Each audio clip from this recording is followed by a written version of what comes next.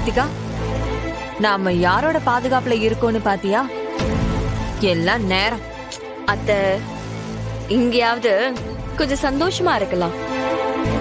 இதுக்கு அவங்கள பத்தி யோசிச்சுட்டு இருக்கீங்க? அவங்க 2 பேரும் அங்க நின்னுட்டு பார்க்க தானே முடியும். பாத்துக்கலாம், விடுங்க.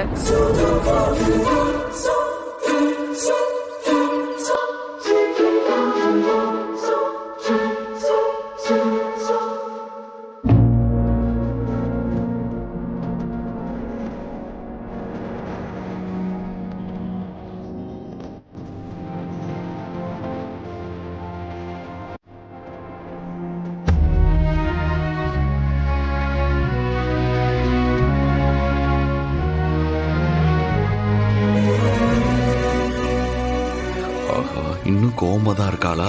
இப்ப என்ன பண்றது?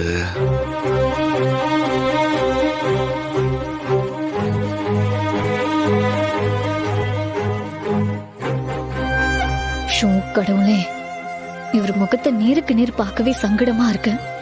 இவரும் என்கிட்ட இருந்து பதிலை எதிர்பார்க்கிற மாதிரியே பார்த்துட்டு இருக்காரே. ரித்திகா, நான் ஒரு உண்மையை சொல்லட்டுமா? என்னத்த? என் வாழ்க்கையில இன்னைக்குதான் இந்த மாதிரி வெளியில வந்து சுத்தி பார்த்துட்டு இருக்கேன். இந்த பணம், செல்வாக்கு, கௌரவம் இதெல்லாம் இருந்து என்ன பிரயோஜனம்? இத்தனை வருஷத்துல ஒரு நாளாச்சும் சந்தோஷமா இருக்க முடிஞ்சுதா? அது ஓகே தான். ஆனா இங்க அதெல்லாம் பார்க்காதீங்க. இந்த சந்தோஷம் இந்த ஒரு நாள் மட்டும்தான். இங்க இருந்து போனா நமக்கு அதுதானே தேவை. ஆமா, வாழ்க்கைக்கு அதெல்லாம் தான் ரொம்ப முக்கியம். ஏன் ரித்திகா, இப்படி வெளியூர் வந்துட்டு உன் புருஷ கூட போக முடியாம ஏன் கூட சுத்திட்டு இருக்கியே? இதுல உனக்கு எதுவும் வருத்தம் இல்லையா? இல்லத்த, வருத்தம்லாம் இருக்குதான். ஆனா இருந்தாலும் பரவாயில்ல. சரி சரி, அதான பார்த்தேன்.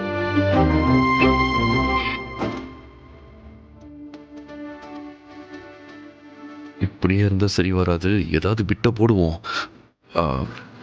ஐலி, அது உனக்கு போர் அடிக்கலையா? இல்ல. நீ, நாம், பாவை நம்ம 3 பேரும் சேர்ந்து போட்டிங் போவோமா? ஜாலியா இருக்கும். வேண்டாம், குழந்தைய வச்சுக்கிட்டு போட்டிங் போறதெல்லாம் ரிஸ்க். அதெல்லாம் வேண்டாம். இன்னைக்கு எப்படி சமாளிக்க போறேன்னு தெரியலையே. சாரி சிவா, நான் ரொம்ப கன்ஃபியூஷன்ல இருக்கேன்.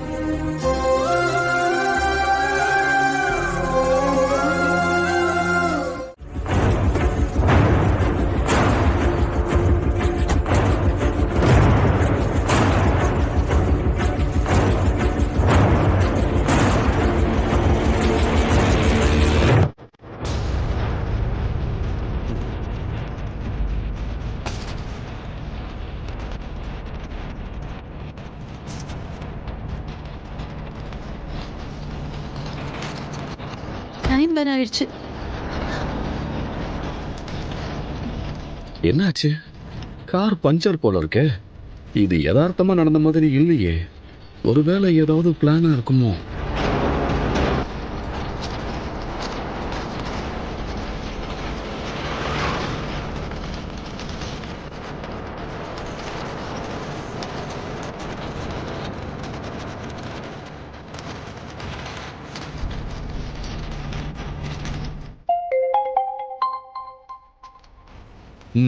சொல்லு கபிலா, நாங்கள் உங்களை பார்த்துட்டு தான் இருக்கோம். டேய், எங்கள் அக்கா கையில் ஒரு ஃபைல் இருக்குல்ல, அதுக்குள்ளே தான் வர்மா சொன்ன டாக்குமெண்ட் இருக்கு. உங்களுக்கு 10 நிமிஷம் தான் டைம். அதுக்குள்ளே வந்து அந்த ஃபைலை அடிச்சுட்டு போயிடுங்க. நாங்கள் பார்த்துக்குறோம்.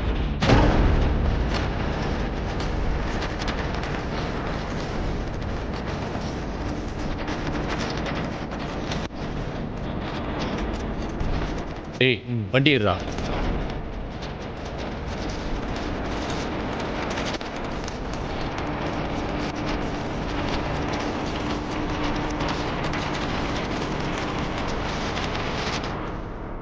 இப்ப வர்மா ஆளுங்க வந்து டாக்குமெண்ட் அடிச்சுட்டு போறாங்க.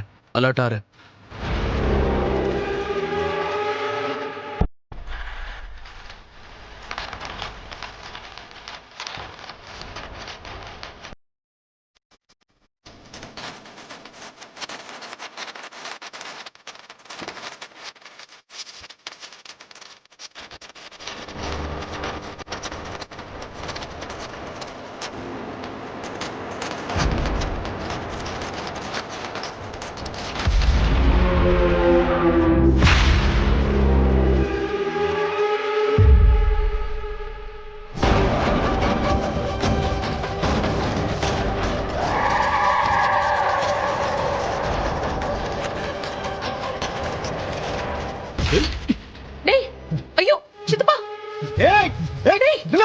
சீக்கிரம் வண்டி ஏறுடா.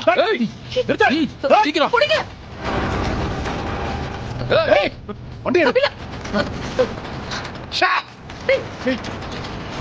இது அந்த வர்மாவோட வேலையா தான் இருக்கும். வண்டியை ஸ்டார்ட் பண்ணுங்க.